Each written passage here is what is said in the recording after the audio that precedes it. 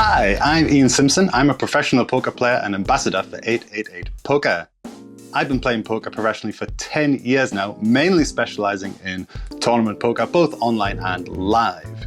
Now, knowing when and how to make a bluff work is a big part of poker. And it also helps you know when you are the one being bluffed. So here are 5 tips to help you with your bluffing. Have a plan. The important thing with bluffing is to have a plan and know what you're targeting. If you bet with 10-9 of diamonds on an ace, 6, 2, 1 diamond board, you need a plan for the various turn cards that you're going to see. Let's say the turn is a 7. Are you going to bet to try and make king highs fold, or small pairs fold, or are you going to check to realize your equity? Now, there's a number of factors that'll influence your decision, like how aggressive your opponent is, or how close to the money you are. But having a plan lets you focus on other things. If you're playing live, you can focus on potentially catching a live tell. If you're playing online, you can focus on other tables. Know which cards help you. Try to make your bluffs on cards that are good for your range and bad for your opponent's range. Let's say, for example, the button opens, you call in the big blind, and the flop comes 7, 6, 2. It goes check, bet, call. The turn card comes at 4. Now, this card is much better for the big blind than the initial raiser, because the big blind can have hands like 3-5 and 8-5 for really strong hands, whereas the button can't.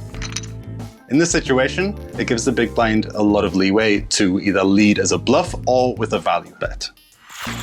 Know which cards hurt your bluff. While it's important to know which cards are good for your range and therefore which cards you can bluff, it's also important to know which cards hurt your bluffs.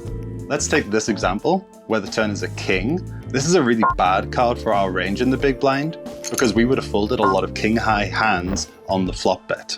However, as the pre-flop raiser, you can have a lot of king-high hands here that you would have bet with on the flop, like king 10, like king jack. So if you haven't hit this turn king as the initial raiser, it's a great time to represent that you actually have. Blocking the nuts. A nut blocker is where you hold a card that makes it impossible for your opponent to have the nuts. Bluffing into the nuts is no fun, so having the nut blocker is really important for making a bluff.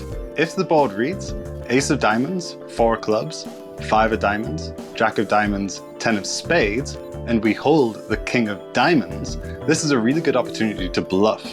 Having the king of diamonds means your opponent can't have hands like king 10 of diamonds, like king queen of diamonds. So we block the nuts. It also makes it less likely for them to have king queen, because since we have a king, we block 3 combinations of their offsuit king queens. It's a lot harder for them to call us when they can't have the nuts. Tell a believable story. A bluff works best when it makes logical sense.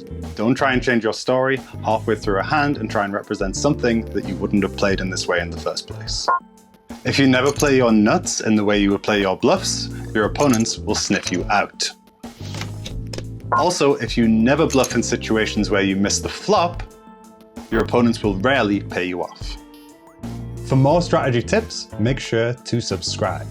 888 Poker, made to learn, made to play.